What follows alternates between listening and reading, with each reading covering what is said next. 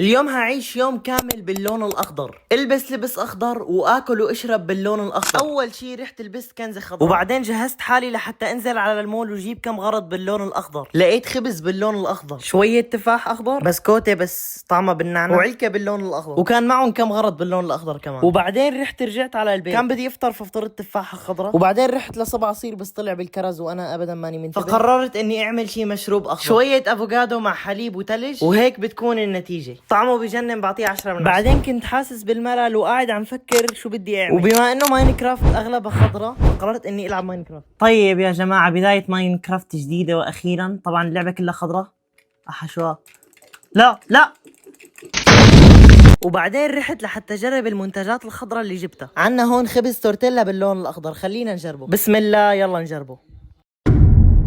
طعمه ابدا ما طيب، بعطيه 2 من 10. هلا خلينا نجرب المعكرونه. جربتها وطعمها ابدا ما عجبني الصراحه، بعطيها 3 من 10. وكمان بسكوتة النعناع شكلها مثل شوكولاته دبي بس ابدا ما طيب. وبعد ما خلصت رحنا لحتى نلعب انا واخي بيكل بول، والمضارب طبعا خضر.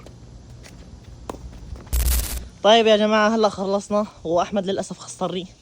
برافو برافو، في المرات القادمه ان شاء الله. ولما اجى الليل رحت لحتى اعملكم ترند الكركم ولكن باللون الاخضر.